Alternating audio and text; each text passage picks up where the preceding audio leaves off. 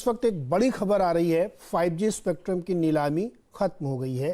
करीब 40 राउंड की इसमें बोलियां लगी और उसके बाद अब ये हो गई है समाप्त, यानी जिनको जो भी लेना था वो बोली अब खत्म हो गई। हमारे साथ असीम जुड़ गए हैं जो इस खबर को, इस बोली को लगातार डेली बेसिस पे ट्रैक कर रहे थे।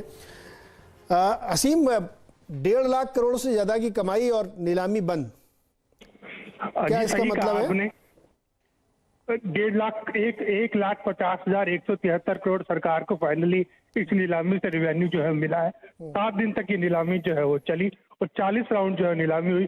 लगातार यूपी ईस्ट को लेकर के कंपनियां जो है वो बिड कर रही थी। यूपी ईस्ट के ही चलती है स्पेक्ट्रम की नीलामी जो है 5 दिन और लंबी की थी। वैसे इस नीलामी को जो है 2 दिन में ही खत्म हो जाना चाहिए था। 1,45,000 करोड़ रुपए के आसपास की आय सरकार को 2 दिन के अंदर ही जो हो गई थी, लेकिन उसके बाद यूपी ईस्ट की वजह से ये नीलामी जो है लंबी खिंचती रही। लेकिन आज 40 राउंड के बाद ये नीलामी जो है खत्म हो गई है। फाइनली टेलीकॉम कंपनियों ने 1.5 लाख करोड़ रुपए का स्पेक्ट्रम जो खरीदा है। किसने कितना खरीदा है ये जानकारी हम अपने दर्शकों को थोड़ी देर में देंगे कि कौन सी कंपनी कितना स्पेक्ट्रम हासिल करने में कामयाब रही और कौन कौन से शहरों के अंदर आप 5G सेवाएं आप जो है जल्दी देख सकते हैं। लेकिन अब की बड़ी खबर यही है कि टेलीकॉम 5G स्पेक्ट्रम की नीलामी खत्म हो गई और जल्द सरकार जो है जिसकी आधिकारिक घोषणा थोड़ी देर में करेगी। इसके हम लोग डिटेल लेंगे, किसको कितना कितना मिला। ये यूपी ईस्ट का आप जिक्र कर रहे थे, बहुत ज़्यादा वहाँ पे बोलियां लग रही थी। मानस का इलाका, लखनऊ भी उसी ईस्ट में आता, मेरा भी आता। ये यूपी ईस्ट में इतना अट्रैक्शन क्या है? देखिए, यूपी ईस्ट एक सबसे बड़ा सर्किल है। 10 करोड़ मोबाइल ग्राहक हैं यहाँ पर। अगर मैं टेलीकॉम कंपनियों की बात करूँ तो रेवेन्यू का 7% तक जो है वहां से यूपी ईस्ट से जो आता है। और टेलीकॉम कंपनियों का ऑलरेडी इसमें सर्विसेज जो है वो दे रही है। हर एक कंपनी के पास वहां पर ऑलरेडी स्पेक्ट्रम है। रिलायंस जियो के पास 15 मेगाहर्ट्ज था, एयरटेल के पास 10 मेगाहर्ट्ज था और वोडाफोन आइडिया के पास भी 10 मेगाहर्ट्ज था। तो करीबन सरकार ने 54 ब्लॉक जो है इसमें रखे थे, लेकिन नीलामी जो है वो 75 ब्लॉक के आसपास जो है डिमांड जो है हर दिन जो है हो रही, तो जिसकी वजह से खींचती रही।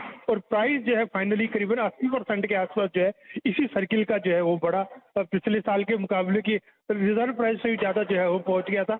तो कुल मिलाकर के उसी सर्कल को लेकर के नीलामी जो है लगातार खींच रही थी। तो एक ऑपरेटर जब इसको फाइनली इसको छोड़ करके 850 मेगाहर्ट्ज लेना जो है वो पसंद किया, तो इसी वजह से स्पेक्ट्रम की नीलामी जो है क्लोज हो गई है। खासतौर पर टेलीकॉम कंपनियां चाहती थी कि इसी सर्किल के अंदर अपने सर्विसेज का एक्सपेंशन जो है वो करे और मौजूदा जो बैंड है उनके पास उसी में जो एक्सपेंशन करे 4G बैंड, तो उसी वजह से ये खींच रही थी। लेकिन अब ये फाइनली स्पेक्ट्रम ऑप्शन जो है कंक्लूड हो। लखनऊ से थोड़ा पहले से लेकर के पूरा वाराणसी एंड तक ये आता है यूपी ईस्ट का सर्कल, जहाँ पे हम सब लोगों के इलाके हैं। लेकिन 2 स्टॉक इस पे बहुत प्रभावित है। रिलायंस ने काफ़ी चर्चा की उस पर, भारतीय एयरटेल का भी स्टॉक दिखाइए, उसमें भी एक अच्छी मजबूती इस वक्त देखने को मिल रही है। 690 का लक्ष्य है यहाँ पे। मानस, भारतीय पे कोई टारगेट बन रहा है आपका? बिल्कुल, देखिए ये एक क्लियर कट ब्रेकआउट केस है, क्योंकि ऑलरेडी हमने रिवर्सल देख लिया था। आज स्टॉक ने 685 का जो रेजिस्टेंस था वो भी ब्रीच किया, 100 मूविंग एवरेज के ऊपर निकल गया है। आई थिंक अब आपको करीब 710 तक के भाव देखने को मिलेंगे, तो करंट लेवल से भी 20 रुपए का अप आपको देखने को मिल सकता है। अभी भी खरीदारी करने की राय रहेगी। 680 के स्टॉप लॉस से खरीदारी करिए 710 रुपए के टारगेट के लिए।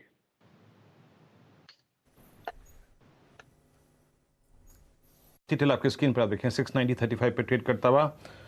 और इस बीच मैं आपको बताता हूँ जो ट्रेड लिए थे हमने वो कैसे कैसे चले। नीरज जी, अभी हमने टाटा केमिकल की कॉल ली, 940 की वो कॉल। देखिए, ट्रेड्स को पकड़ने की बात है और केमिकल्स में स्विंग आ रहा था। 940 की वो कॉल स्क्रीन पे 30 रुपए पे गई थी और आप स्क्रीन पे जरा उसका प्रीमियम देखिएगा। तो बताओ ट्रेडर, अगर आप उसमें एंट्री कर पाए तो क्या स्विंग मिला। 36 रुपए की कॉल ट्रेड कर रही है, 20% का स्विंग इंट्राडे में इस ऑप्शन पे आपको मिला। शानदार यहाँ पे मूव इसने दिया है। याद रखिएगा, मिड कैप्स में, केमिकल्स में इस वक्त स्विंग विजिबल है और वो स्विंग अच्छा कर भी रहे हैं। लेकिन अब एक काम करते हैं, देखिए 2:30 का समय हो गया है और मिड कैप फंड आज सौजन्य से आएगा दलजीत जी के, हमारे कार्यक्रम में मौजूद हैं। दलजीत जी, बताइए मिड कैप में इस वक्त आपको बहुत इंटरेस्टिंगली और बहुत क्रिटिकली पॉइज्ड क्या लग रहा है, वो स्टॉक जो कि आपके रडार पे है आज का मिड कैप फंड आपके सौजन्य से? हाँ, तो वीरेंद्र जी, अभी हमने बात किया कि हम लोग केपेक्स साइकिल के ऊपर काफी बुलिश हैं, स्पेशली इंडस्ट्रियल केपेक्स पे। तो उसमें एक मिड कैप में कंपनी है एलिकॉन इंजीनियरिंग। अगर हम नटशेल में कहें तो ये एक तरीके का कमबैक ट्रेड है। मतलब कंपनी लगभग 8-10 साल से 1000-1200 के टॉप लाइन पे फंसी हुई थी और 12% 15% मार्जिन के 10-12% मार्जिन के बीच में ही अटकी हुई थी। रिटर्न ऑन कैपिटल जो है वो कुछ 6-7% तक चला गया था, 12-15% से 6-7% घट गया। तो पिछले काफी समय से इनको परेशानियों का बहुत देखना पड़ा, क्योंकि मटेरियल हैंडलिंग में जो है वो हमने देखा कि बहुत शार्प डाउन टर्न आया और कैपेक्स कुछ हो नहीं रहा था। लेकिन अब जो चेंज हुआ है वो ये हुआ कि पिछले FY 21 से 22 में एक रिमार्केबल चेंज हुआ कि एक तो कंपनी ने अपना स्ट्रेटजी चेंज करके मटेरियल हैंडलिंग जो पहले 40% ऑफ द बिजनेस था वो अब केवल 10% रह गया। और इंडस्ट्रियल गियर्स, ट्रांसमिशन इक्विपमेंट जो होते हैं, जो गियर बॉक्सेस बड़ी-बड़ी मशीनरीज में लगते हैं, तो उसमें इन्होंने ज्यादा फोकस किया और उसको 30-40% से बढ़ा के आज की डेट में 89% कर दिया। तो उससे इनको एक बड़ा मेजर बेनिफिट मिला कि टॉप लाइन भी बढ़ने लगे और मार्जिन सीधा-सीधा 20% पे पहुंच गए। रिटर्न ऑन कैपिटल जो है वो 7-8% तक पहुंच गई थी, वो एकदम से वापस 18-20% के ऊपर आ गई। और स्टॉक पिछले 6-8 महीने से, जो जनवरी से अगर हम बात करें, तो 170 से 320 रुपए, 300, अभी 350 रुपए के आसपास हो गया है। बट आज की डेट में भी अगर हम देखें तो ये केवल 15 या 16 टाइम ऑफ FY 25 अर्निंग्स या 18 टाइम FY 24 अर्निंग्स पे अवेलेबल है। तो हम अगर कैपिटल साइकिल चालू होने की बात कर रहे हैं और जिस तरीके से पावर की कंपनियां, जो इनके मेजर कस्टमर है, पावर, सीमेंट, शुगर, ये सब कंपनियां जो जिस तरीके से कैपेक्स अनाउंसमेंट कर रही हैं, उसमें जो है इनको बहुत बड़ा बेनिफिट मिलता है। और अब कंपनी का जो ऑर्डर फ्लो है वो काफी तेजी से बढ़ता जा रहा है। हमें लगता है कि अगले 2 साल में जो 1200 करोड़ की टॉप लाइन है वो 1800 करोड़ तक आराम से पहुंच सकती है। और इसके बीच में दूसरा काम क्या हुआ है, क्योंकि इन्होंने मटेरियल हैंडलिंग को बहुत ज्यादा वर्किंग कैपिटल वाला बिजनेस था, उसको भी घटाया, तो उससे इनकी डेट काफी सिचुएशन सुधर गई। इनफैक्ट FY 22 की ये Q1 FY 23 में ये डेट फ्री हुआ है। तो debt ridden company stuck up in all kinds of non performing businesses से हट के सीधा अपोजिट हो गया, परफॉर्मिंग बिजनेसेस और डेट फ्री। तो ये सब चीजें स्टॉक के लिए बहुत अच्छा ट्रिगर और वैल्यूएशन वाइज आपके कंफर्ट जोन में है। तो मुझे लगता है कि इसमें काफी बड़ा पोटेंशियल बन सकता है। ये स्टॉक हमारे क्लाइंट्स के लिए भी रिकमेंडेड है, हमारे पोर्टफोलियोज का पार्ट है। बट अभी तक जितने भी इस सेगमेंट में हमने स्टॉक्स की बात की है वो मेरे पर्सनल पोर्टफोलियो में कोई भी नहीं है, बट हमारे क्लाइंट्स के पास हो सकते हैं।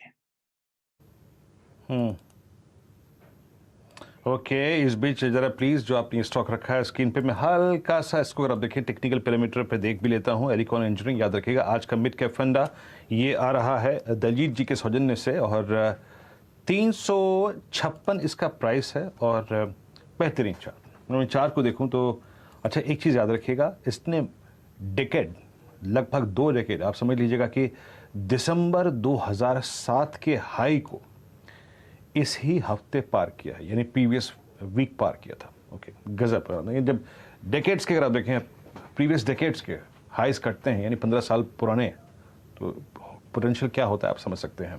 पैनल में एक हमारे साथ विशेषज्ञ और जुड़ चुके हैं, अमित सेठ। अमित, गुड आफ्टरनून, कार्यक्रम में स्वागत है। इस वक्त प्लीज जरा इंडेक्स लेके आइए। It's 17,312 Nifty day high and 37,900 almost Nifty bank. आप क्या चीज कर रहे हैं इस वक्त Amit? Good afternoon Viren ji, good afternoon Niran ji. Viren ji, power sector stocks are doing well. उसमें से मेरे को BHEL का स्ट्रक्चर काफी अच्छा लग रहा है। BHEL का अगर हम चार्ट देखें तो इसने 200 डे पे काफी 3 से 4 दिनों का टाइम स्पेंड किया और वापस हम एक इसमें अप्रूव देख रहे हैं। तो BHEL का फ्यूचर्स में करंटली प्राइस है 55 का। लॉन्ग की सलाह है 57 के टारगेट्स रहेंगे और 54 का स्टॉप लॉस रहेगा।